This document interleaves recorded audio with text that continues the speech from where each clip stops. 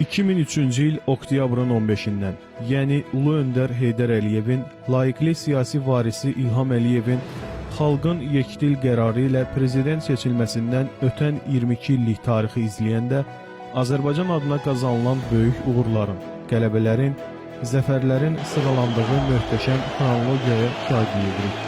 Mən bu dəstəyi hiss edirəm, onu görürəm, ona arxalanıram və xalqın dəstəyi ilə Heydər Əliyevin siyasətini davam etdirəcəm.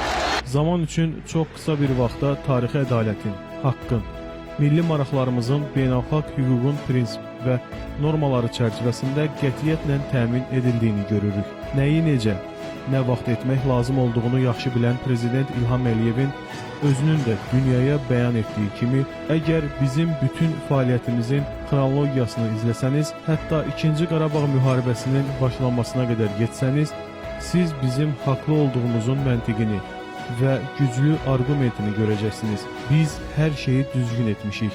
Bugün qalib lider İlham Əliyevin zəfər salnaməsinin şifrə rəqəmlərini 22 il, 44 gün, 23 saat kimi xarakterizə etsək, heç də yanılmarıq. Müzəffər ordunun Ali Başkomandanı kimi dayanmışam qədim Azərbaycan torpağında. Xoşbəxt adamam ki, ata vəsiyyətini geridə yetirir. Bu yumruq elə belə yumruq deyil, dəmir yumruq. Döyüşərək düşməni öz doğma torpaqlarımızdan qovmuş.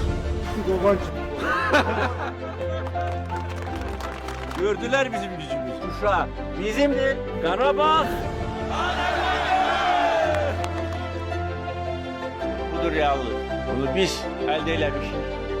Bəyan edirəm ki, şəhidlərimizin qanı yerdə qalmır.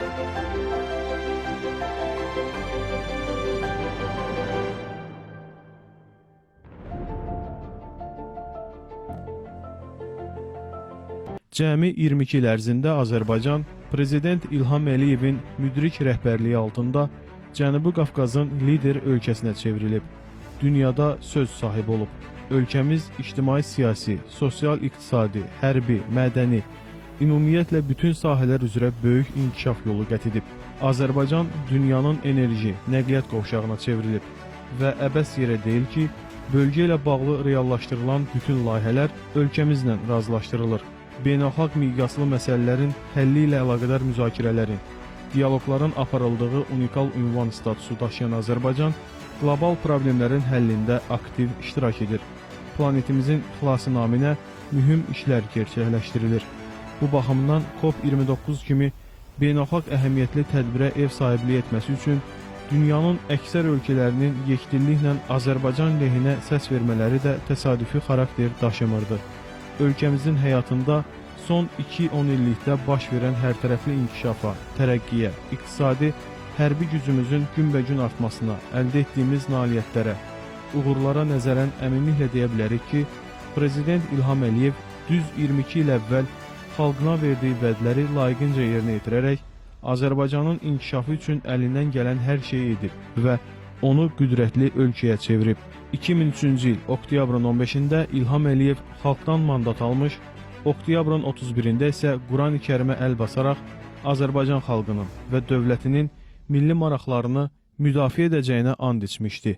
Buna görə də prezidentlik fəaliyyəti dövründə heç şübhəsiz İlham Əliyevin qarşısına qoyduğu bir nömrəli vəzifə Azərbaycanın ərazi və suverenliyinin təmini idi. İstər sülh, istərsə də müharibə yolu ilə olsun. Cəmi 44 gün ərzində Azərbaycan Müzəffər Ali Başkomandan İlham Əliyevin mükəmməl siyasi gedişləri, diplomatik bacarığı, hərbi taktikası sayəsində ərazisi işğal altında olan ölkədən zəfər ölkəsinə, xalqımız məğlub xalqdan qalib xalqa çevrildi.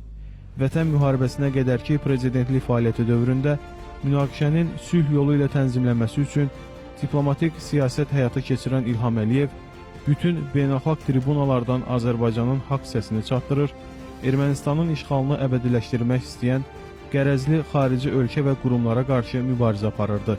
Ancaq həmin məkirli qüvvələr Qarabağ münaqişəsinin danışıqlar yolu ilə tənzimlənməsi üçün missiyalandırılan ATƏT-in keçmiş Minsk qrupu məsələnin işğalçının xeyrinə olaraq sonsuzadək dondurulmasına çalışırdılar. Bütün bunlara görə 2019-cu ildə Valdayda Qarabağ Azərbaycandır haqq nidasını səsləndirən Prezident İlham Əliyev artıq Bakının səbir kasasının daşdığını dünyaya çatdırdı. Qətiyyətlə bildirdi ki, Azərbaycan öz ərazilərinin işğalı ilə barışmaq fikrində deyil və 2020-ci il sentyabrın 27-sində Ermənistanın növbəti təxribatlarına qarşı vətən uğrunda irəli əmri verən Müzəffər Ali Başkomandan İlham Əliyev ərazilərimizin 30 illik işğalına son qoymağın zamanının yetişdiyinin ismarışını verdi.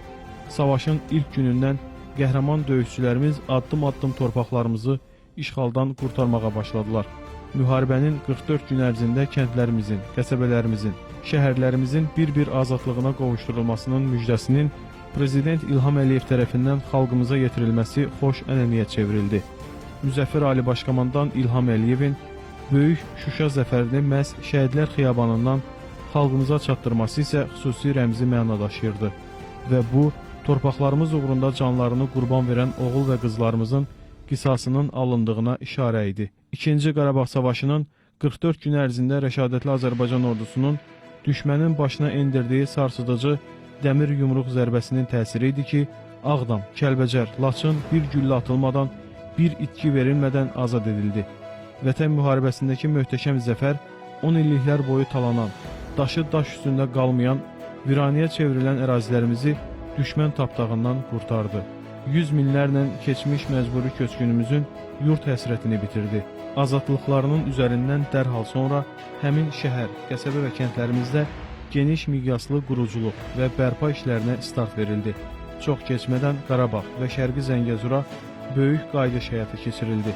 Bir zamanlar yurtlarından didərgin düşərək ölkəmizin dörd tərəfinə səpələnmiş keçmiş məcburi köçkünlərimiz mərhələli şəkildə öz isti od ocaqlarına qovuşdurulmağa başlandılar.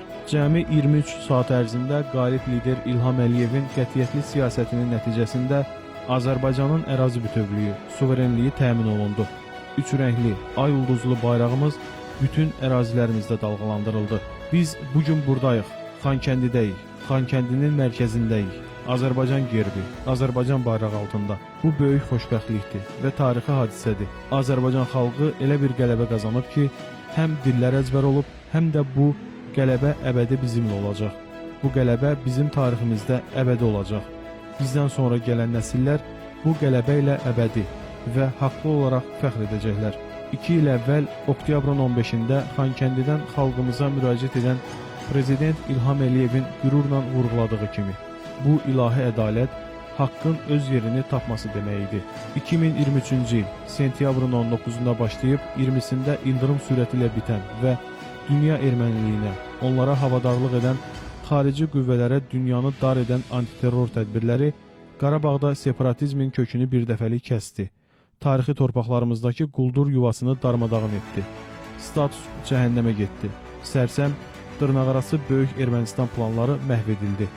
Milli kimliyimizə düşmən kəsilərək xalqımıza qarşı qətliamlar, soyqırımları həyata keçirən, qanlı əməlləri ilə öyünən, Qarabağda at oynatmaq istəyən qatil ermənilər Aray Karutmumyan, Ruben Vardanyan, Arkadi Lukasyan, Vako Sahakyan, David İşxanyan kimi ünsürlər qandanlanaraq başı aşağı vəziyyətdə Bakıya gətirildilər.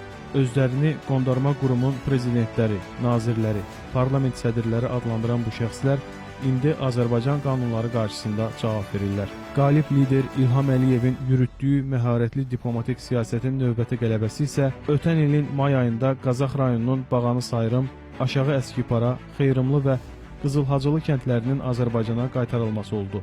4 qeyri-anklav kənd qalib lider İlham Əliyevin tələbi ilə bir güllə atılmadan, qan tökülmədən azad edildi.